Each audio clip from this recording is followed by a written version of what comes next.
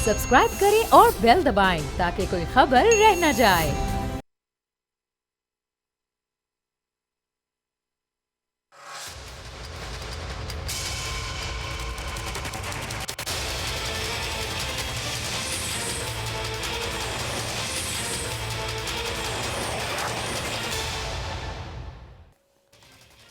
अस्सलाम वालेकुम, आप देख रहे हैं प्रोग्राम बस बहुत हो गया। मैं हूं अरबाब जहांगीर और तहरीक इंसाफ की हुकूमत ने जब जब एक आम आदमी का सोचा है, उसका ख्याल किया है, ये दावा किया है कि हुकूमत के फैसले से अब आम आदमी मुतासर नहीं होगा, तब तब ही एक आम आदमी हुकूमती दावों के बरक्स उसके फैसलों से शदीद मुतासर हुआ है।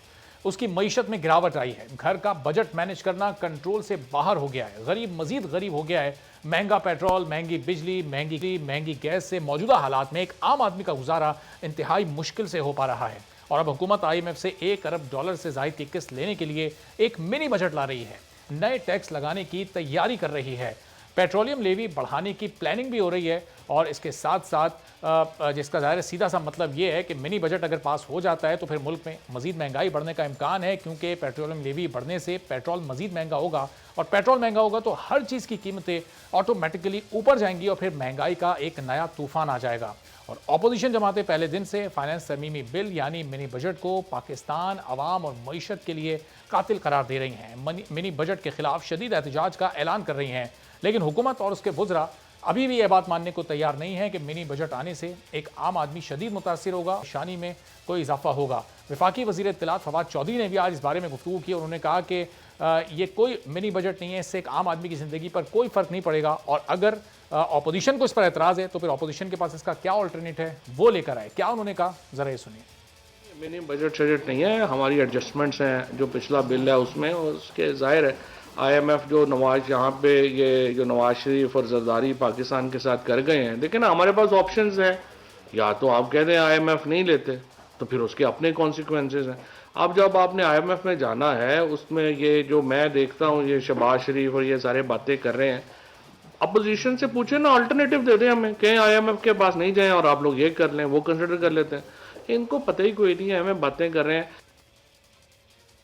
फवाद चौधरी बड़े यकीन से कह रहे हैं कि एक आम आदमी, एक गरीब शख्स की ज़िंदगी पर इसका कोई असर नहीं पड़ेगा, लेकिन हुकूमत इस तरह के दर्जनों दावे पहले भी कई बार कर चुकी है और इन दावों के पूरा ना होने का बोझ हमेशा सिर्फ एक आम आदमी ने ही उठाया। ये पहली बार नहीं है कि हुकूमत आम आदमी के मसाइल को मानने से ही इनकार कर रही है। वज़ीर आज़म और वुज़रा अक्सर ये दावे करते रहते हैं कि मुल्क की मईशत मजबूत और मुस्तहकम हो रही है, दुरुस्त सिमत में जा रही है, पाकिस्तान खित्ते में सबसे सस्ता मुल्क है और जो थोड़ी बहुत महंगाई है वो भी आलमी महंगाई की वजह से है। यानी पाकिस्तान में सिर्फ दो चीज़ें ही महंगी हैं जो बाहर से आती, वही चीज़ें महंगी हैं जो बाहर से आती हैं। और अगर हुकूमत की हम इस बात को मान भी लें तो फिर दालें, खुर्दनी तेल और इस तरह की कुछ और अशिया का महंगा होना समझ में आता है, क्योंकि ये चीज़ें हम दरामद करते हैं, लेकिन आटा, चीनी, चावल जैसी बेसिक चीज़ें जो पाकिस्तान में पैदा होती हैं, और इस साल तो हुकूमत के मुताबिक उनकी बम्पर फसलें होने का खुद ऐलान हुकूमत की जानिब से किया गया है, तो फिर उनकी कीमतें इतनी ज़्यादा क्यों हैं? अब इस महीने के बाद एक आम आदमी की ज़िंदगी पर कितना फ़र्क वाकई पड़ेगा? और हुकूमत की जानिब से अभी फ़िलहाल इस मिनी बजट को लाने में थोड़ी ताख़ीर हो गई है। कल खुसूसी इजलास होना था काबीना का, जो वज़ीर आज़म हाउस से अभी जो ताज़ा हिदायत आई हैं उसके मुताबिक उसको मौखर कर दिया गया है। और उसके मौखर होने की ज़राए से जो वजूहात पता चल सकी हैं वो ये हैं कि एक बार फिर हुकूमती इत्तेहादियों ने हुकूमत को टफ टाइम दिया है। इस मिनी बजट पर उनके तहफ़्फ़ुज़ात हैं। अब कौन से इत्तेहादी इस वक्त हुकूमत से इस मामले पर अपने तहफ़्फ़ुज़ात ज़ाहिर कर रहे हैं? क्या वो MQM है, क्या वो काफ लीग है, क्या वो GD है? आज के प्रोग्राम में ये भी जानने की कोशिश करेंगे। और मिनी बजट में क्या क्या चीज़ें शामिल हैं, क्या मज़ीद मुश्किलात अब आम आदमी की ज़िंदगी पर आ सकती हैं, क्या इसके असरात पड़ सकते हैं, इस बारे में भी गुफ्तगू करेंगे। अली गौर बलोच साहब नून लीग के सीनियर रहनुमा हमारे साथ मौजूद हैं, पाकिस्तान तहरीक इंसाफ से सीनियर रहनुमा अमजद अली खान नियाज़ी साहब हमारे साथ मौजूद हैं। तो अली गौर साहब, फवाद चौधरी साहब आज ही कह रहे थे कि बजट नहीं है, ये तो सिर्फ ये एडजस्टमेंट है, और अगर अपोजिशन के पास वाकई कोई प्लान है, कोई मुआशी प्लान आपके पास, इसका ऑल्टरनेट मौजूद है कि हुकूमत IMF के पास नहीं जाए, ये मिनी बजट ना लाए, तो फिर आप पेश करें, हुकूमत के सामने रखें उसको।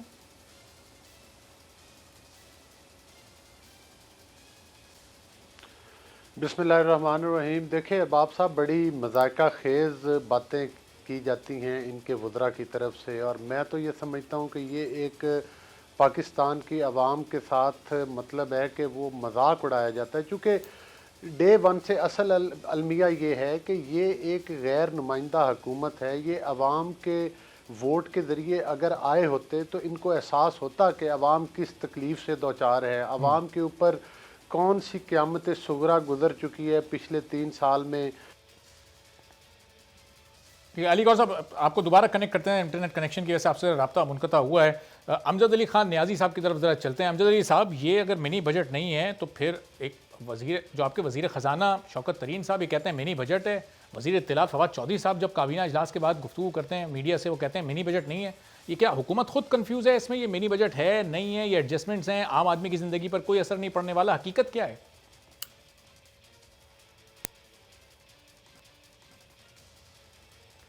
बिस्मिल्लाहिर्रहमानिर्रहीम। अरबाब, बेसिकली ये फाइनेंशियल एडजस्टमेंट है। ये इसको आप मिनी बजट का आप नाम बेशक अपने तौर पे दे सकते हैं, लेकिन बेसिकली तो ये वो अशिया जो हम इंपोर्ट करते हैं और उन पे उनको पहले जो छूट दी गई थी, शायद मे बी वो छूट वापस ले लें। जो बहुत सारी और चीज़ें हैं जिसको आप मैनेज करेंगे, तो इसको आप जो भी नाम देना चाहें अपने तरफ से अपोजिशन दे सकती है, लेकिन बेसिकली इसका ताल्लुक आम आदमी की ज़िंदगी से नहीं होगा और ना उनका इसका बोझ जो है वो बेसिकली डाला जाएगा। बदकिस्मती से पाकिस्तान बेसिकली तो एक्सपोर्टर था जिसको इंपोर्टर बना दिया गया। अब गवर्नमेंट चाह रही है कि हम राइट डिसीजन की तरफ चले जाएं, पॉपुलर डिसीजन की तरफ ना जाएं। और बिल्कुल फवाद चौधरी ने कोई गलत नहीं कहा कि इनके पास कोई अल्टरनेटिव को प्रोग्राम है, कोई फाइनेंशियल प्रोग्राम है, तो हमें बताएं ताकि उसकी तरफ जाएं। देखिए, बोझ इन्होंने कर्जों का हम पे लादा और हमने इनके लिए हुए कर्जों पे 11 अरब अच्छा, डॉलर चले हमजा साहब, ये जरा कनेक्शन चूंकि दोबारा अली गौर साहब का बहाल हो गया, वो यही बता रहे थे कि इनके पास ऑल्टरनेट प्लान है क्या। जरा पहले उनका ऑल्टरनेट प्लान जानते हैं, फिर मैं आपकी तरफ आता हूँ, फिर आप उस पर जरा कमेंट भी कीजिएगा। जी अली गौर साहब, बात आपकी अधूरी रह गई थी, क्या अपोजिशन के पास ऑल्टरनेट प्लान है? और अमजद अली साहब ये कह रहे थे कि ये वाकई ये कोई मिनी बजट नहीं है, आप इसको जो भी नाम दे लें, ये तो आवाम का इस पर कोई असर नहीं पड़ने वाला है।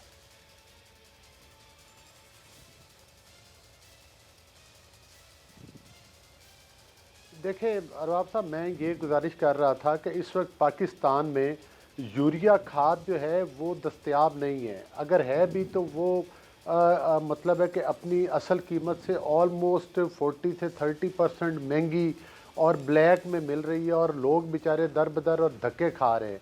दूसरी गुजारिश ये है कि मतलब है कि बड़े ताज्जुब वाली बात नहीं है, ये पहली हुकूमत है जो अपोजिशन से पूछती है भाई हम नालायक हैं, हम करप्ट हैं, हमें बताओ हुकूमत कैसे चलानी है, कोई तरीका आपके पास है तो बताओ। हमें ये तरीका बताओ कि नवाज शरीफ साहब जो थे वो मतलब है कि वो आटा सस्ता कैसे दिया करते थे, हमें वो तरीका बताओ जिससे पता चले कि मियाँ नवाज शरीफ साहब ने अपने दौर में अद्वियात कैसे सस्ती दी, अपने दौर में 40 रुपए किलो चीनी किस तरह से लोगों को, पाकिस्तान के अवाम को दी। ये हमसे पूछते हैं कि हमें वो तरीका बताएं कि जिस तरीके के साथ जब बैरूनी कर्जे लिए जाएं तो पाकिस्तान में मोटरवेज भी बने, पाकिस्तान में सी पैक जैसा प्रोजेक्ट भी आए अरबों रुपए की लागत से, और पाकिस्तान में दहशतगर्दी के खात्मे के लिए ज़रबे अज़्म भी की जाए। ये हमसे ये पूछते हैं कि ये बताएं वो कौन सा तरीका था मियाँ नवाज शरीफ साहब के पास कि जब महंगाई 4% पर चली गई थी और आज तो 20% के करीब और 20 से भी ऊपर जा चुकी है। ये तरीके ये हमसे पूछते हैं और हमें ये भाषण देते हैं कि हम तो कर्जा इसलिए ले रहे हैं कि पिछले कर्जे वापस कर रहे हैं। तो क्या आप इनसे पूछें कि वो फिगर निकाल के इनको आईना दिखाएं कि मियाँ नवाज शरीफ साहब ने जब कर्जे लिए थे तो पाकिस्तान के कर्जे उन्होंने भी उतारे थे, और कर्जे उतारने के साथ साथ पाकिस्तान में महंगाई का खात्मा किया, डॉलर की कीमत को मेंटेन रखा, पाकिस्तान को तरक्की की राह पर गामजन किया, पाकिस्तान से जो लोड शेडिंग की तारीकियां थी वो उनको रोशनियों में तब्दील किया। ये सारे तरीके ये हमसे पूछते हैं और कंटेनर पे ये भाषण दिया करते थे कि ये तो ऑल्टरनेट प्लान है। नून लीग के पास कोई ऑल्टरनेट प्लान इस मिनी बजट का है? अगर हुकूमत इसके पास नहीं जाए तो ये जो मुआशी मुश्किलात हैं इस वक्त की, ये मैनेज हो सकती हैं? कोई ऑल्टरनेट प्लान है आपके पास? बिल्कुल,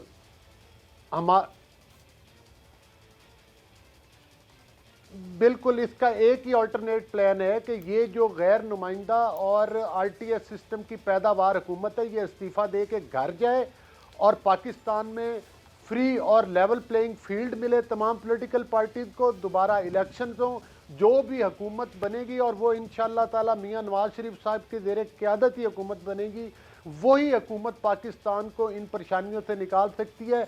आप इनकी काबीना की फ्रंट लाइन देखें, ये तो वही परवेज मुशर्रफ वाली लेकिन लाइन अली गौहर साहब, मियां साहब की ज़ेरे क़यादत तो जब सारे बनेगी, वजीर जब वही मियां साहब वापस मांगे आएंगे, अभी तो करने उनकी की वापसी से हुकूमत मुताल्लिक हाल बड़ी पे कयास आराइयाँ चल रही लगाने हैं। पे मैं जरा वापस जो आपकी है तरफ आता वो हूँ। आपने कहा कि मसरूफ है। ज़ाहिर नए इंतखाबात ही और नई हुकूमत का क़याम ही ये इसका ऑल्टरनेट प्लान है। शशि साहब, आप भी इससे एग्री करती हैं? आपके पास कोई ऑल्टरनेट इसका प्लान है? शशि पलीजो साहब भी पाकिस्तान पीपल्स पार्टी की सीनियर रहनुमा ज्वाइन कर चुकी हैं।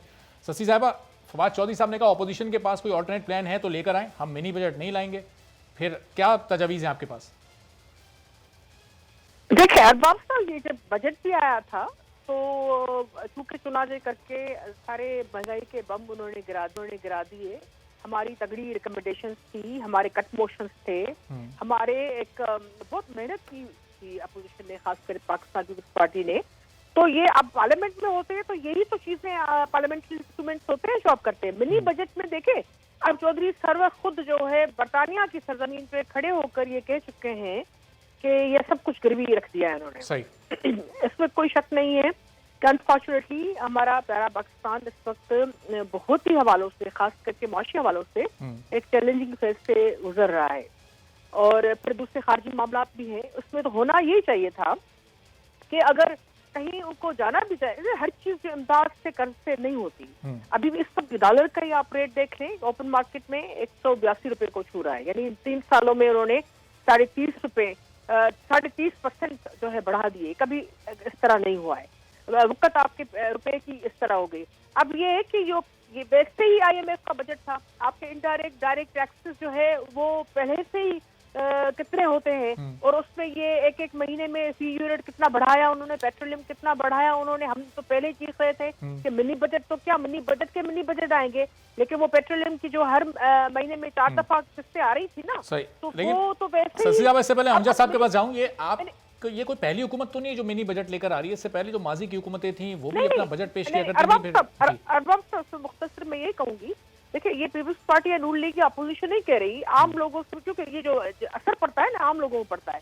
इस किस्म का बजट, इस किस्म की महंगाई, इस किस्म की सूरताल, इस किस्म की जो है आप गैस, ऑयल, तेल, पेट्रोलियम, आपके जो है बिजली, आपकी जो है उसमें रोजमर्रा की अशिया, उस हवाले से रोज जो है डॉलर के हवाले से विकत गिर रही है।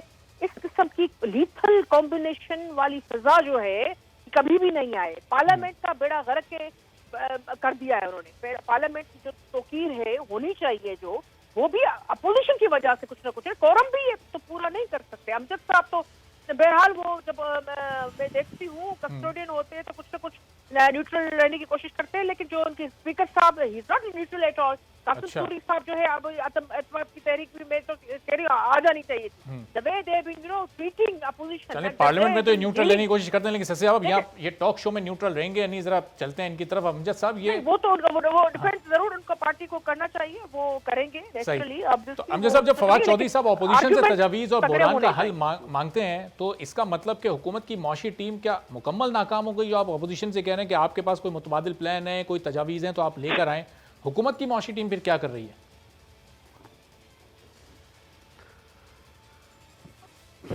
अरबाब, बड़े अफसोस की बात है कि इन्होंने एक इस्तिलाह थी कि दोनों लूटते हैं पर वो खाते हैं पर लगाते भी तो हैं। कम से कम ये तरीका हम नहीं अडाप्ट करना चाहते। अल्लाह का शुक्र है कि पाकिस्तान तहरीक इंसाफ समझती है कि इस मुल्क के अंदर जो माजी में होता रहा है, जैसे महंगे कर्जे लिए गए, महंगे बिजली के मुआहदात किए गए, इदारों को तबाह किया गया, कोई ऐसा इदारा नहीं बचा। बल्कि जब पाकिस्तान तहरीक इंसाफ की हुकूमत आई तो उसके पास तो डॉलर ही नहीं था और उसका जो करंट खसारा था वो भी 20 अरब डॉलर से तजावज़ कर रहा था। तो अल्हम्दुलिल्लाह इस मुश्किलात के बावजूद भी पाकिस्तान तहरीक इंसाफ के आज जो आपके ज़र मुबादला के ज़खायर हैं काफ़ी ह्यूज हैं, काफ़ी उसमें हैं। डॉलर इन्होंने तो 32 अरब डॉलर झोंक दिया था मंडी में डाल के, और डॉलर को मसनूई उस पे सतह पे रखने का तो इधर उधर से कर्ज लेकर है ना, अभी सऊदी अरब से 3 अरब हमारा डॉलर आ गए। फोकस है कि पाकिस्तान के अंदर कंस्ट्रक्शन मेरी सुन लेना अरबाब, मेरी बात सुन ले। जो भी है ना, देखिए आज अल्हम्दुलिल्लाह आपकी कंस्ट्रक्शन इंडस्ट्री पूरी बूम पे है, टेक्सटाइल इंडस्ट्री पूरी बूम पे है, पाकिस्तान के आज किसानों को भी पैसा मिल रहा है। देखिए इसमें कोई शक नहीं है कि यूरिया का बुरहान आया, चंद माफिया के लोगों ने इसको जो ज़ख़ीरा अंदोज़ी करने की कोशिश कर रहे हैं उसको भी हुकूमत जो है वो टैकल करने की कोशिश कर रही है। हालांकि हमारे पास ज़ख़ायर भी थे, इस मुश्किल में भी उन यूरिया प्लांट्स को जो है वो गैस मुहैया की गई। मुश्किलात ज़रूर आई हैं, लेकिन बात समझने की है इतने अहम मौजू के ऊपर आपने मेरे जितने भी मेरे ऑनरेबल कुलीग्स हैं मैं इनको कहूँगा कि आएँ बाएँ शाएँ करने की बजाय आपको मुस्बित तजावीज़ दें कि हर वक्त जो है आप रोना रोते रहें, नहीं, बल्कि आप बताएं कि हाँ फलां जो सिस्टम में है आप ऐसे करें, आप एक्सपोर्ट बढ़ाएं, इंपोर्ट कम करें, कौन कौन सी अशिया है जिस पे आप टैक्स बढ़ा दें, कौन सी अशिया है जिस पे कम कर दें, और ताकि हम आम लोगों, हम तो कह रहे हैं ना कि हम आम लोगों की जिंदगी लेकिन अमजद साहब अगर इनसे ही आपको तजावीज चाहिए, अपोजिशन की इन जमातों की तजावीज से ही अगर मुल्क की मईशत चलनी है, तो फिर ये इतनी बड़ी मुआशी टीम क्या कर रही है? फिर ये शौकत तरीन साहब, फिर ये मुजम्मिल असलम और ये जो दूसरे तमाम मुआशी माहिरीन हैं, फिर इनको क्यों रखा हुआ है? फिर अपोजिशन जमातों के लोग कोई रख लें आप यहाँ पर।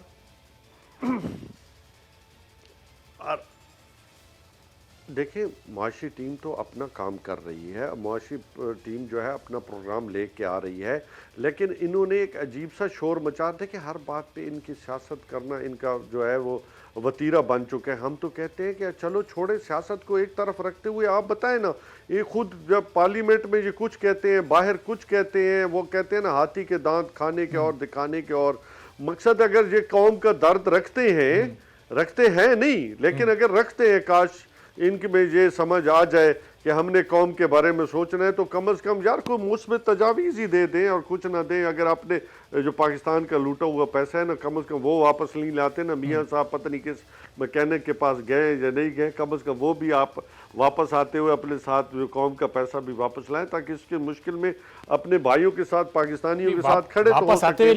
क्या अमजद साहब वापस आ रहे हैं? बातें तो सब बड़ी बढ़ के, तो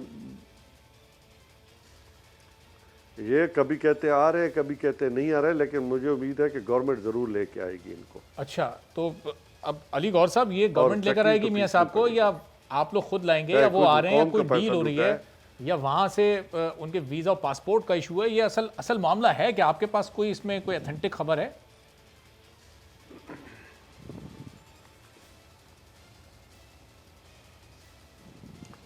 वो कहते हैं ना कि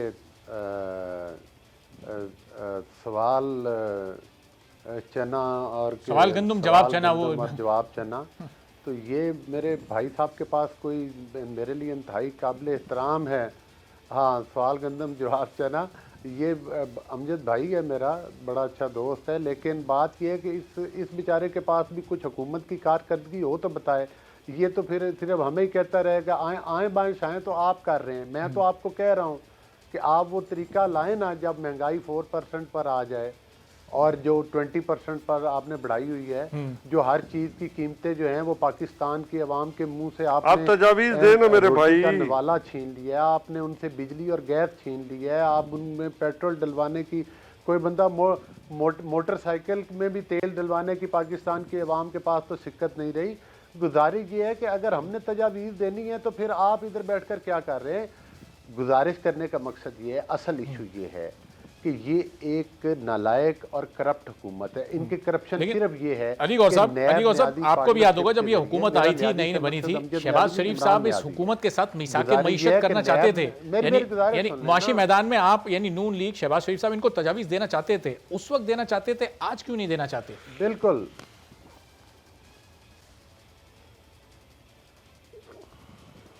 देखें बात यह है कि ये तो किसी की बात सुनने के लिए तैयार नहीं। जब कोरोना का पेंडेमिक हो, लीडर ऑफ ऑपोजिशन भी मीटिंग में बैठा हो, बिलावल भुट्टो जरदारी भी मीटिंग में बैठा हो, और इमरान नियाज़ी अपनी बात करके उठ जाए, कश्मीर का इशू आए, ये अपनी बात करके जो है वो मतलब है कि उस पर असम्बली से गायब हो जाते हैं, फ़लस्तीन का इशू हो, ये असम्बली से गायब हो जाते हैं। मकसद ये है कि इनकी सीरियसनेस का अंदाज़ा ये करें, ये अरबों रुपए पाकिस्तान के TADAs में ज़ाया कर रहे हैं। सोमवार वाले दिन इजलास बुलाते हैं, इनका कोरम पूरा नहीं होता। हुकूमत का फ़र्ज़ बनता है वो कोरम पूरा करे, चूँकि उस दिन अवाम जो MNAs आते हैं उनके अरकान की तादाद कुछ कम होती है। मंगल वाला दिन और बुध वाला दिन ये छुट्टी कर देते हैं। फिर टीएडीए बनाने के लिए बुध या जुमेरात को इजलास बुला लेते हैं, फिर एक दिन छुट्टी कर देते हैं, फिर फ्राइडे को आपको पता है ये 12 बजे इजलास शुरू करते हैं, 12:30 बजे जुमे की अजान आ जाती है और ये फिर इजलास ख़त्म करके चले जाते हैं। ये सिर्फ और सिर्फ जेली किस्म के वो ऑर्डिनेंस जारी करके हुकूमत चला रहे हैं और इनको सिवाय मतलब है कि आप देखें ना इन्होंने पाकिस्तान को क्या तोहफे दिए, इन्होंने तोहफे दिए, इन्होंने पाकिस्तान के अवाम लेकिन अली गौर साहब 11 नवंबर को ये पार्लियामेंट का मुश्तरका इजलास बुलाते हैं, उसमें इत्तेहादियों को भी मनाते हैं, उसमें ये 33 बिल्स भी पास कराते हैं, ऑपोजिशन उस पर एहतजाज करती है, अदालत जाने का ऐलान करती है, लेकिन आज 1.5 माह बाद भी अभी तक अदालत जाती नहीं है। ऑपोजिशन भी तो बड़ी फ्रेंडली ऑपोजिशन का किरदार अदा कर रही है, अभी तक आपने वो इंतखाबी इस्लाहात को भी अदालत में चैलेंज नहीं किया है। देखे बात सुने, पहली बात तो ये है कि जो इन्होंने उस दिन बिल्डोज किया ऐसा तो पाकिस्तान की तारीख में कभी नहीं हुआ। पार्लिमानी रवायात तो उसी तरह ये मिनी बजट भी पास करा लेंगे, उड़ा दी गई और बिल्डोज करके बगैर काउंटिंग के और जेली काउंटिंग के जरिए जब एक दफा करवाएंगे ना, क्योंकि ये तो बिल्डोज करते हैं, कारकर्दगी तो दिखानी कोई नहीं है, कानूनी काम तो करना कोई नहीं है, हर चीज को बिल्डोज करना है। आज इनको फिर होश आया, जैसा कि आप ही अपने प्रोग्राम में इंट्रो में बता रहे थे कि इत्तेहादी इनसे नाराज। ठीक है, अब भाई अकल के अंधो, अगर तुमने कोई चीज असेंबली में लानी पहले अपने इत्तेहादियों से तो बात कर लिया। इत्तेहादी तो उस वक्त भी नाराज हुए थे और उस वक्त भी इन्होंने मना लिया था। अमजद साहब मैं भी इनसे पूछूं, पूरे मुल्क में अली गौर साहब मैं भी अमजद साहब से पूछूंगा भी इत्तेहादी क्यों नाराज है। सस्सी साहब से पूछूं, सस्सी साहबा ये 11 तारीख को अगर आप लोग प्रेशर क्रिएट करते अदालत जाने का आप लोगों ने ऐलान किया लेकिन आप गए नहीं। अमजद साहब से ये भी पूछ लीजिएगा। जी जी जी जी जी ये सारी बातें भी ब्रेक के बाद मैं अमजद साहब से पूछूंगा, लेकिन ब्रेक से पहले सस्सी साहब आप इस पर कमेंट कर दें, ऑपोजिशन क्यों प्रेशर नहीं क्रिएट कर पा रही है हुकूमत पर? ये 11 तारीख की तरह इस मिनी बजट को ही पास करा लेंगे। देखिए, हम जारी बातें पार्लियामानी नॉर्म्स पर और जो रूल्स ऑफ प्रोसीजर के तहत चलते हैं। जो भी बाहर जाके चीजें की हैं जो गैर पार्लियामानी हैं वो पीटीआई ने की हैं, ऑर्डिनेंस के जरिए सारी चीजें चलाई। मैं मुख्तसर सिर्फ ये अमजद साहब ने अभी बात की दरामद के हवाले से या उस हवाले से, तो मैं इस पर भी बहुत बड़ा क्वेश्चन मार्क है ना, ये इसमें यानी आसमान को छू रही है उनकी दरामदात। ये जुलाई से नवंबर तक मुल्की दरमादात जो है वो $29.9 बिलियन। अब सोच सकते हैं नवंबर में ये करंट अकाउंट खसारा जो है, अगर खसारे की बात करें तो $1.91 बिलियन है। ये कहते हैं कि क्या उन्होंने कंपेयर किया अभी, जबकि अभी से 5 माह गुजरे, अभी तो 7 महीने बाकी हैं साल खत्म होने में। नहीं सुने 3 साल में मुल्क और मशरक का जितना बुरा हाल हुआ ये 74 ईयर्स में नहीं हुआ ना। ये इनकी इंसामी में अमजद साहब को डायरेक्टली उनको कसूरवार शायद उस तरह नहीं ठहराऊं, क्योंकि कैबिनेट में जो लोग बैठे हुए वो बात करते हैं डिसीजन मेकिंग या पॉलिसी मेकिंग में, उनकी बड़ी एक नैरो एक सोच है। वो एक सियासी सूझबूझ वाले लोग नहीं है, उनको ये अंदाजा नहीं है कि इम्पैक्ट जो कुछ चीजों का कितना जाता है। अवामी जो फैसले होते हैं जैसे IMF के पास जाते भी, लेकिन जो शौकत तरीन साहब ने आकर ही जो बात की थी, अब आप खुद बताएं चौधरी सरवर ने जो बात की है क्या वो झूठी है कि ये कह रहे हैं कि सारा कुछ गिरवी रख लिया? अभी तो मिनी बजट के बाद जो हशर होना है, हम तो पूरी कोशिश करेंगे, हम अपना एहतजाज वो सारी चीजें सारी बातें, लेकिन ये तो नहीं हो सकता कि हम कोई गैर जमहूरी गैर आईनी चीजों सही चलें जमहूरी अंदाज से आप कहीं ऑपोजिशन एहतजाज करती रहेगी। सही सस्सी अब एक छोटा सा ब्रेक यहाँ पर लेते हैं, ब्रेक के बाद जब वापस आएंगे तो फिर इन तमाम सवालात के जवाब का मौका देंगे और फिर कौमी सलामती पॉलिसी को मंजूर किया गया हुकूमत की जानिब से। हुकूमत ये क्लेम कर रही है कि ये पहली कौमी सलामती पॉलिसी है पाकिस्तान की, लेकिन एहसन इकबाल साहब ने कल एक ट्वीट किया था कि 2014 में नून लीग ये पहली कौमी सलामती पॉलिसी बना चुकी है। ये भी एक कन्फ्यूजन है, इसको भी ज़रा क्लियर करने की कोशिश करेंगे एक ब्रेक के बाद।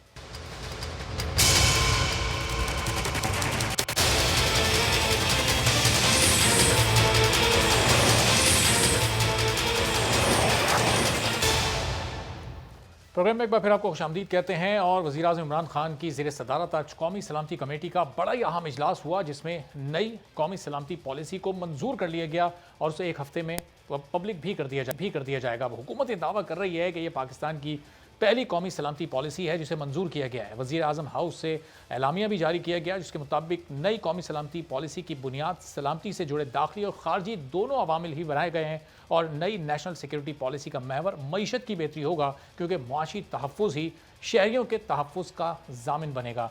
मुआविन खुसूसी बराए कौमी सलामती मुईद यूसुफ ने यह बताया कि कौमी सलामती पॉलिसी मुल्क के कमज़ोर तबके का तहफ़्फ़ुज़, सिक्योरिटी और वक़ार यकीनी बनाएगी।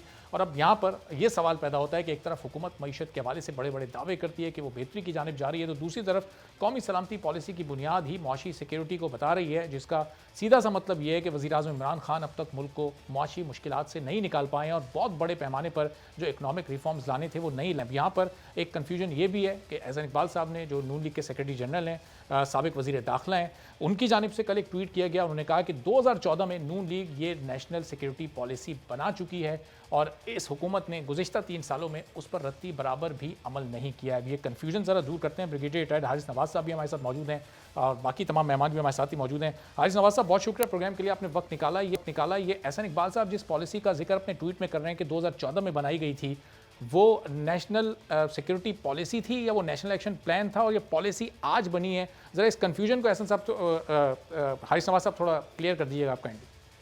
देखें, बात यह है कि 2014 में अगर आपने इसके बारे में सोचा था या नेशनल एक्शन प्लान बनाया था, तो it has got nothing to do formulation of national. अभी आपने जो एक नेशनल सिक्योरिटी की प्लानिंग की गई है, ये सबसे आम बात थी और ये बड़े अच्छी नेशनल सिक्योरिटी पॉलिसी नहीं थी, बल्कि 70 साल हो गए।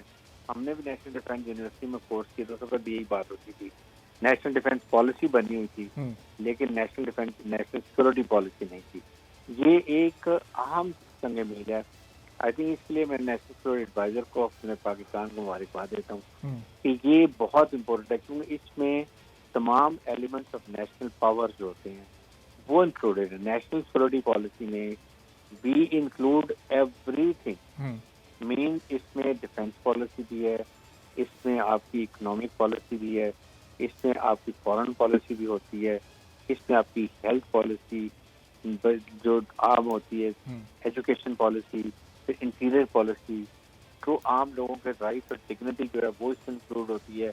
इसके बनने के बाद इसके अम्ब्रेला के अंदर अब तमाम जितने अदारे हैं वो अपनी पॉलिसी फॉर्मुलेट करेंगे इसी गाइडलाइन में, and that will go to the root level के ऊपर।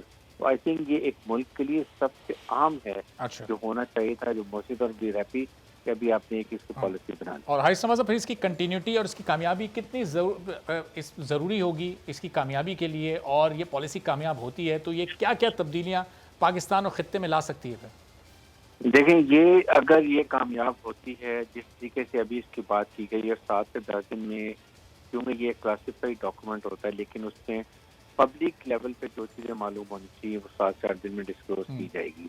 तो उसमें वो चीज़ें जब डिस्कस होंगी तो उसमें कई लोग अपने और सजेशन रहेंगी, इसको क्रिटिसाइज भी किया जाएगा और उसके बाद ही प्रॉपर फॉर्मुलेट हो जाएगी। लेकिन इसमें होता फ़ायदा ये है कि इसकी वजह से जैसे एक नेशनल एक्शन प्लान बना था, इस तरीके से इस तमाम अपने अपने अदारे अपनी पॉलिसी बनाएंगे कि हेल्थ में क्या होना चाहिए, आवाम की बेहतरी के लिए हॉस्पिटल, हेल्थ पॉलिसी, सेहत कार्ड, जो भी चीज़ हो सकती है ना आवाम के लिए, राइट हॉस्पिटल से लेके और well being of child and mother, her cheese included हो। सही। तो अमजद साहब, ये नेशनल एक्शन प्लान पहले से मौजूद था। एहसन इकबाल साहब ये इल्ज़ाम लगा रहे हैं कि आप लोगों ने उस पर 3 साल में कोई अमल ही नहीं किया। वो जो पुराने प्लान चलते हुए आ रहे थे उन पर क्यों अमल नहीं किया? इस नई पॉलिसी की ज़रूरत इस हुकूमत को क्यों पड़ी है?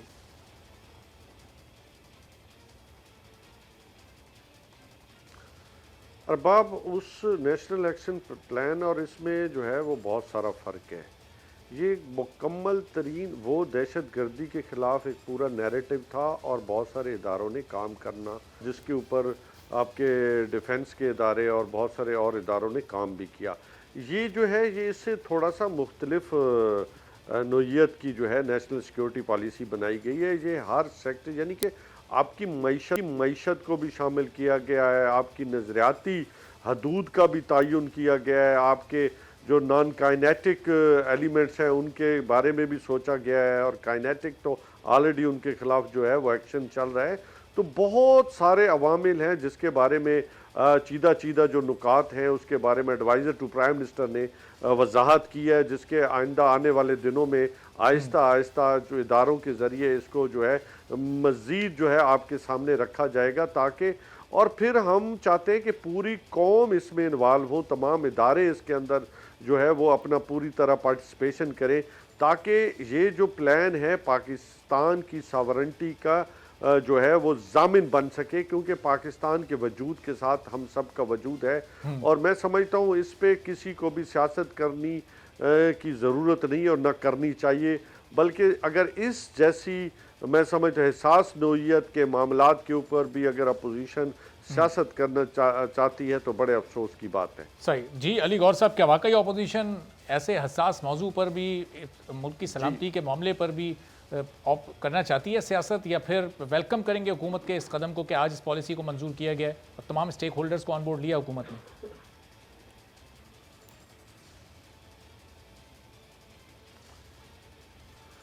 देखिए, सीरियस बात तो ये है कि कश्मीर पाकिस्तान की 72 साल तारीख में जिस तरह से कि कश्मीर के इशू पर हुआ और किस तरह से इंडिया ने मकबूजा कश्मीर को जो है वो अपना हिस्सा डिक्लेयर कर दिया, ये क्रेडिट भी तो इस मौजूदा हुकूमत को जाता है। कौमी सलामती की देखें, जो बात अभी अमजद साहब बता रहे थे, अगर उस बात को तस्लीम किया जाए तो मुझे ये बताए कि ये 4 साल हो रहे हैं, इसका मतलब है उस वक्त इन्होंने हेल्थ पर कोई प्लानिंग नहीं की, उस वक्त तक इन्होंने फूड एंड सिक्योरिटी की जो मिनिस्ट्री है उसके ऊपर कोई प्लानिंग नहीं की। इसका मतलब है कि आज ये तो वो प्लानिंग है जो बंदा हुकूमत बनाने से पहले करता है या पहले 2-4 महीनों में करता है, जो आज 4.25 साल के बाद इन्हें ये याद आया है कि ये कर लें। एक तरफ आप मिनी बजट ला रहे हैं, दूसरी तरफ आप ये सिक्योरिटी पॉलिसीज़ बना रहे हैं, तो इन सारी चीज़ों में एक वाज़ेह तज़ाद नज़र आता है। इस तरह महसूस होता है कि ये हुकूमत एक डायरेक्शन लेस हुकूमत है और इनकी कारकर्दगी जो है उस पर इनकी तवज्जो नहीं है, इनकी तवज्जो दीगर कामों पर है। इनकी तवज्जो अगर इस चीज़ से हटती कि आइंदा इलेक्शन EVM के ज़रिए चुराने हैं, इनकी तवज्जो अगर इस बात से हटती कि अपोजिशन को विक्टिमाइज़ करना है, तो फिर ये अपनी को कारकर्दगी दिखाते। ज़ाहिर है ये अपना सारा टाइम तो 3 कामों पे लगा रहे हैं, या किसी न किसी वजारत का कोई बड़ा स्कैंडल आ जाता है करप्शन का सामने, हत्ता कि आप अंदाज़ा करें कि चले ये तो एक तरफ तो हमें ये मुर्द इल्ज़ाम ठहराते हैं कि हम इन पर इल्ज़ाम लगाते हैं, लेकिन मुझे ये बताएं अरबाब साहब, जो एक ऑडिट रिपोर्ट्स आई कि इन्होंने अरबों रुपए जो कोरोना की खैरात में जो पाकिस्तान को पैसा मिला था, जो पाकिस्तान के अवाम पे खर्च होना था, उस पर भी इनके ऊपर करप्शन के इल्ज़ामात लगे हैं। ऑडिट पैरस बने, वो हमने तो नहीं बनाए, इन्हीं की हुकूमत ने बनाए हैं। फिर दूसरी बात मुझे ये बताएं कि जो चीनी वाला और आटे वाला स्कैंडल है वो हम उसको रिपोर्ट उसको पब्लिक भी नहीं करना चाहते, तो IMF की वजह से, IMF की शर्त थी तो इनको पब्लिक करना पड़ा। इंटरनेशनल ने रिपोर्ट करना पड़ा। और फिर आप देखें कि जो मुराद सईद साहब पर इल्ज़ाम लगाया ट्रांसपेरेंसी इंटरनेशनल ने कि इन्होंने अरबों रुपए की किकबैक्स लिए हैं, वो हमने लगाया है।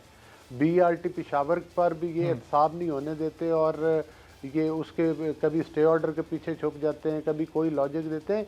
तो मकसद ये कि ऐसे हुकूमतें नहीं चला करती या ना ही ऐसे मुल्क चला करते हैं। हमने पाकिस्तान में 72 साल में कितने तजर्बात किए हैं, जब भी सिलेक्टेड हुकूमतें लाई गई या बराह रास्त मार्शल लॉज लगाए गए या कठपुतली हुकूमतें बनाई गई, तो पाकिस्तान को आपको पता है कि मुआशी तौर पर इनताद पजीर ही हुआ है, सियासी इंतशार ही फैला है।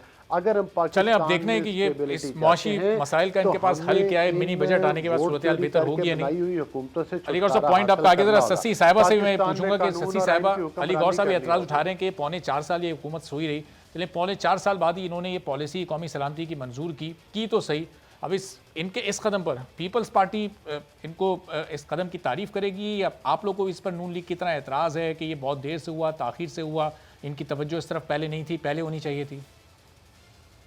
अरबाब साहब, ये हमें और आपको ये पहले तो ये सोचना होगा, देखना होगा कि किसी भी मुल्क की नेशनल सिक्योरिटी, और क्योंकि हम इस्तेकाम की बात करते हैं जाते हैं सब, तो ये मौशियत, बेहतर मौशियत और नेशनल सिक्योरिटी इंटरलिंक्ड होते हैं कामयाबी की अगर हम बात करें।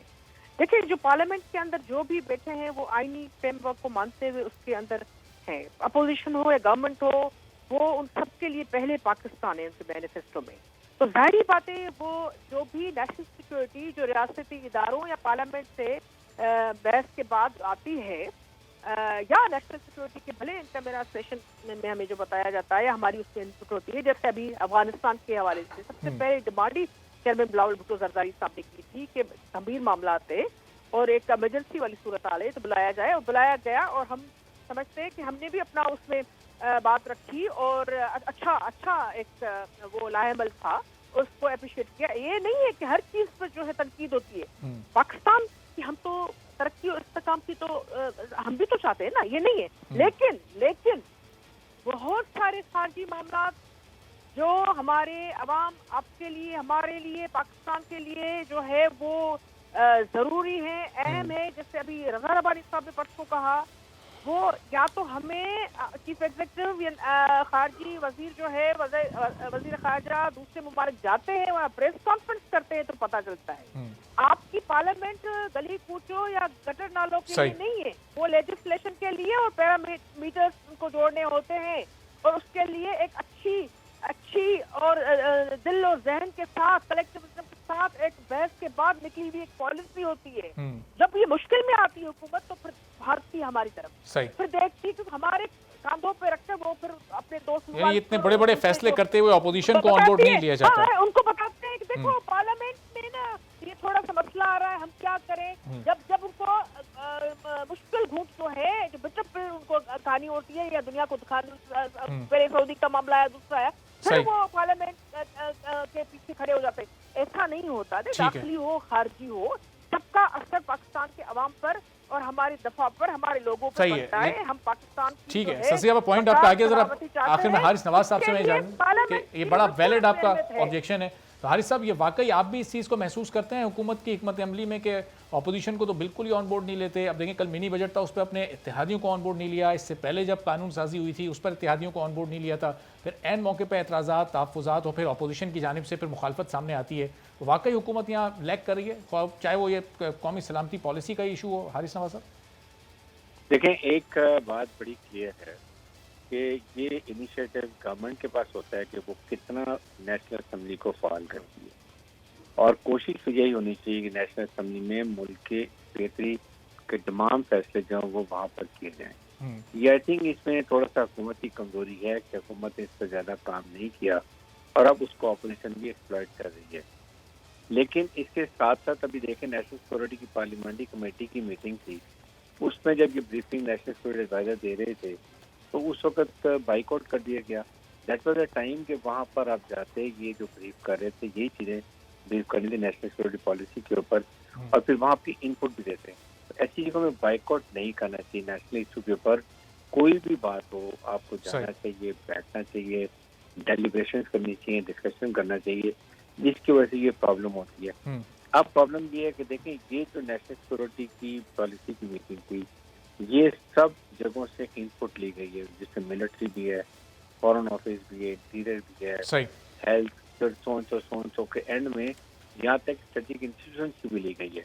तो उसके बाद अब जब इसको पब्लिक करेंगे तो फिर जरूर डिबेट होगी, लेकिन उससे पहले ये चीज़ें पार्लियामेंट में इसलिए नहीं हो सकती कि फिर ये क्लासिफाई चीज़ें हैं जो कि वहाँ पर इसका डिस्कस नहीं किया जाए। सही, ठीक है, बहुत बहुत शुक्रिया ब्रिगेडियर रिटायर्ड हारिस नवाज साहब, ससी पलीजो साहब, अमजद अली खान न्याजी साहब, अली गौर बलोच साहब हमारे साथ मौजूद थे। एक ब्रेक यहाँ पर लेंगे और ब्रेक के बाद एक और अहम मौजूद सिंध में बल्दियाती इंतखाबात के लिए हल्का बंदियों का शेड्यूल दोबारा से जारी किया गया इलेक्शन कमीशन की जानिब से। क्या इसकी तफसीलात हैं, एक ब्रेक के बाद फिर बात करेंगे।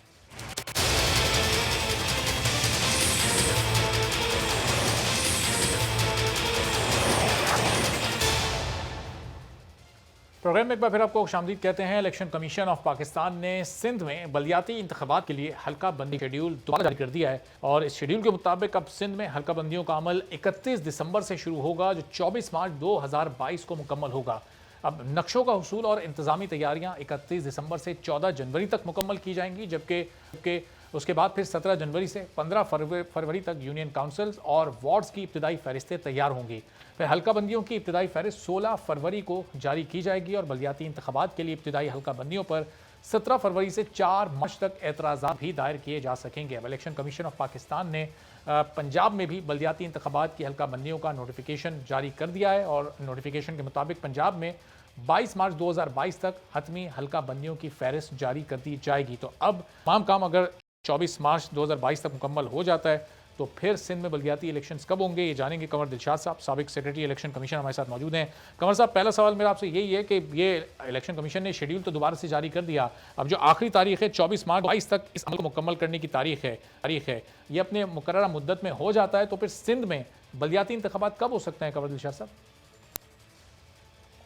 असूली तौर पर इलेक्शन कमीशन ऑफ पाकिस्तान ने जो शेड्यूल जारी किया है वो चारों सूबों पर उन्होंने बड़ा मुतहर्रक है। इलेक्शन कमीशन पाकिस्तान आइन और कानून के मुताबिक अब ये जो तमाम हल्का बंदियों के मराइल ख़त्म हो जाएंगे मार्च के शुरू आखिर तक, तो फिर ये नज़र ये आ रहा है फिर ये इलेक्शन जो है ये अप्रैल में आपके अपने मार्च के एंड पर ये शेड्यूल जारी कर देंगे और अप्रैल की किसी तारीख को भी रमज़ान से पहले या रमज़ान के दरमियान में तक ये इलेक्शन मुकम्मल हो जाएगा। एक दिन का इलेक्शन है, ये सारा शेड्यूल जारी हो जाएगा। और इलेक्शन कमीशन पाकिस्तान ने पूरे चारों सूबों में अपने जो एक शेड्यूल दिया हुआ है उसके मुताबिक मई से पहले यानी अप्रैल के आखिर तक तमाम चारों सूबे में लोकल गवर्नमेंट के इंतखाबात का अमल मुकम्मल हो जाएगा।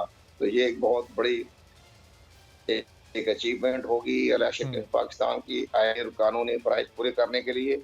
लेकिन इसमें बड़ी हैरानगी की बात ये हुई है कि हमारे चारों सूबों में लोकल गवर्नमेंट के बारे में इतनी हुकूमत जो है वो मुतारक नहीं है।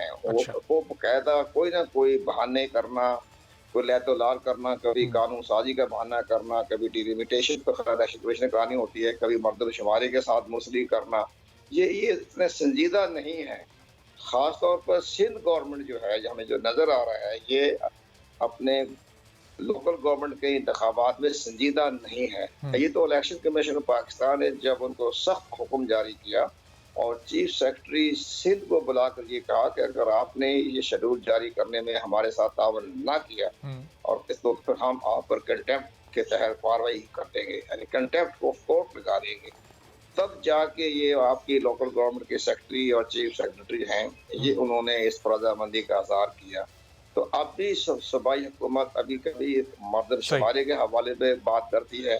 मर्दमशुमारी तो 2022 के एंड में इलेक्शन कमीशन ने तो लेकिन बहरहाल सिंध के जो जिले हैं उसकी हुदूद की तकसीम पर पाबंदी आयद की थी, तो अब ये जो नई हल्का बंदियां हैं ये फिर साबका हुदूद के मुताबिक ही होंगी, उसी पर होंगी?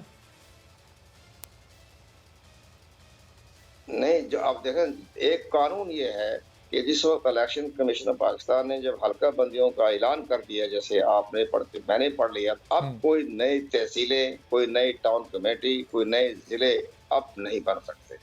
अब जो उन्होंने कर लिया है वो कर चुके इलेक्शन अपना डिलिमिटेशन के शेड्यूल से पहले। अब वो आइंदा जो है वो उसी पर होंगे जो अब मौजूदा जो है डिलिमिटेशन है या जुग्राफियाई हदूद है उसी पर आपकी हल्का बंदियां होंगी। और ये जो देख रहे बड़ी बात ये हो कि हमारे बाकी सियासी जमातों ने इस पर होमवर्क नहीं किया। सियासी जमातों ने इसलिए जो अपोजिशन खास तौर पर कि जब आपका फैसला कर लें कि ये रूरल कहाँ है अर्बन किधर है, अभी रूरल और अर्बन का जो है वो नोटिफिकेशन ही नहीं हो रहा, तो हुकूमत सिंध फायदा उठाती है कि जनाब कराची का ईस्ट इलाका है, स्लम इलाका जो है ये है अपना रूरल है, यानी दिहाई इलाका है, शहरी नहीं है। अर्बन और दही का एक नोटिफिकेशन अभी आज तक नहीं हुआ आपके, ये जिसकी वजह से मर्दमशुमारी भी मतनाज़ा होती है, क्योंकि रूरल एरिया की मर्दमशुमारी होती है, अर्बन की अलहदा होती है, तो सिंध गवर्नमेंट फायदा उठा जाती है। तो ये बात अभी तक हमारी अपोजिशन जमातें शोर शराबा तो बड़ी करती है असम्बली में खड़े होकर, लेकिन होमवर्क उनका भी कुछ जीरो ही है। तो ये इसमें MQM का एक थिंक टैंक है लेकिन वो भी कमजोर हो चुका है। उन्हें आपकी मसादत से मैं ये कहूंगा कि जनाब फौरी तौर पर रूरल अर्बन का आप हल्का वो तो नोटिफिकेशन करवाएं। पंजाब में शहबाज शरीफ ने अपने सारे जितने पंजाब की रूरल और अर्बन के तमाम एक वाज़ह तौर पर हदूद मुकर्रर कर दी थी, ये रूरल अर्बन है। और आप हैरान होंगे कि लाहौर में कोई भी रूरल नहीं रहा। अच्छा। लाहौर और शेखुपुरे में कोई रूरल नहीं है, सब अर्बन हो गए हैं, सब शहरी इलाके हो गए हैं, और अब वहाँ कोई झगड़ा नहीं है। इस लिहाज से हम ये चाह रहे हैं कि आपने होमवर्क ही नहीं किया, पहले आप रूरल अर्बन का तो फैसला करवाते। लेकिन कंवर साहब ये फैसला एक तो कैसे होगा, चूंकि आसिफ अली जरदारी ने जो था नून लीग पर, मियां नवाज शरीफ पर, कि वो अपनी मर्जी की उन्होंने हल्का बंदियां करवाई और फिर उन्होंने इलेक्शन भी जीत लिया, तो क्या कोई जमात अगर हुकूमत में हो या हुकूमत में नहीं भी हो, अपने ताल्लुकात इस्तेमाल करते हुए, अपना असर रसूख इस्तेमाल करते हुए क्या अपनी मर्जी की हल्का बंदियां करवा सकती है? ऐसा मुमकिन है? नहीं, इसमें ये बड़ी बात जरदारी साहब की बात में बड़ा वजन है। अच्छा। उन्होंने पंजाब गवर्नमेंट में जब शहबाज शरीफ साहब ने हल्का बंदियां कराते वक्त बहुत से असूलों को नजरअंदाज कर दिया था, जिसकी बना पर वो high court, Lahore high court ने वो हल्का बंदियां मुस्तरद कर दी थी। ये असल भाई साहब ठीक फरमा रहे हैं, उनका बहुत याददाश्त भी अच्छी है और उनका एक सोच भी बड़ी मस्बत है। लेकिन ये मैं ये अर्ज करूँ, लेकिन वो बात दुरुस्त है। लेकिन फिर जब हाई कोर्ट ने ये कहा, लाहौर हाई कोर्ट ने, फिर इलेक्शन कमीशन ने हल्का बंदी कराई, उस पर किसी को एतराज नहीं हुआ। पहले ये बात दुरुस्त है। इसी तरह कराची की हल्का बंदियां जो थी वो भी सिंध हाई कोर्ट ने रिजेक्ट कर दी थी, तो बाद में फिर इलेक्शन कमीशन ने की। तो ये दोनों सूबों में ये टसल चलती रही थी। ये इसलिए उसमें कानून में अब आम था, एम्बेगी थी, ये नहीं फैसला हो रहा था कि हल्का बंदी कौन करवाएगा। उसका फैसला फिर सिंध हाई कोर्ट ने, फिर लाहौर हाई कोर्ट ने किया। तो उस लाहौर हाई कोर्ट ने फैसला किया कि हल्का बंदियां इलेक्शन कमीशन ऑफ पाकिस्तान करेगा, और इसी तरह सिंध में भी हो गया। तो ये मसला हल हो गया था बाद में, लेकिन शुरू में जो आसिफ अली जरदारी साहब, ठीक है, सिंध और पंजाब में बल्दियाती इंतखाबात आखिर की वजह क्या है? इसकी वजह सूबाई हुकूमतें नहीं ये चाहती हैं कि बल्दियाती इंतखाबात इन सूबों में हो, या फिर इसमें इलेक्शन कमीशन की कोई कोताही या कोई खामी आप देखते हैं? इलेक्शन कमीशन तो बार बार जो है वो अपने कानूनी जिम्मेदारियां पूरी करने के लिए नोटिस देता रहा। जब मौजूदा चीफ इलेक्शन कमिश्नर ने सख्त एक्शन लिया और उन्होंने कहा कि अगर आपने हमारे फैसले के मुताबिक कार्रवाई ना की, तो कानून साजी ना की, तो हम 2013 की कानून साजी जो हो चुकी है लोकल गवर्नमेंट पर, उसकी बुनियाद पर हम इंतखाबात करवा देंगे और 2013 की जो लोग हल्का बंदी है उसी पर हम इलेक्शन करवा देंगे। तब ये जाके इन्होंने सिंध और पंजाब गवर्नमेंट ने सरेंडर हो गई। लेकिन जहां तक आपका ये सवाल है कि संजीदा, या बात दुरुस्त फरमाया आपने, सिंध गवर्नमेंट और पंजाब गवर्नमेंट संजीदा नहीं है। खास तौर पर दोनों सूबे संजीदा नहीं है। सुबह खैर मखदूम जो था इंतखाब करवाया, थोड़ा सा उन्होंने गैर संजीदगी दिखाई थी, लेकिन इलेक्शन कमीशन पाकिस्तान के सख्त मौक़िफ़ के बाद वो भी सरेंडर हो गए। लेकिन यहाँ जो है पंजाब में गवर्नमेंट में नेक्स्ट जो इलेक्शन का सिनेरियो नजर आ रहा है वो अच्छा नजर नहीं आ रहा मौजूदा हुकूमत तहरीक इंसाफ को। अब खास तौर पर 17 जिला में जो इलेक्शन होने के जो रिजल्ट आए हैं और जो कंटोनमेंट के जो रिजल्ट आए हैं, उसकी रोशनी में तहरीक इंसाफ की गवर्नमेंट जो है वो गो की पॉलिसी पर भी है, परेशान भी है। सही, और शायद यही वजह है कि पंजाब में भी ये बल्दियाती इंतखाबात में ताख़ीर चाहते हैं। और बहुत बहुत शुक्रिया, कमल मौजूद थे और उन्होंने वजह ये बताई कि सिंध और पंजाब की हुकूमतें, यहाँ की सूबाई हुकूमतें ये नहीं चाहती कि ये बल्दियाती इंतखाबात हों, और इसी वजह से यहाँ बल्दियाती इंतखाबात में ताख़ीर होती चली आ रही है। आज के प्रोग्राम से इजाज़त दीजिए, अल्लाह हाफ़िज़।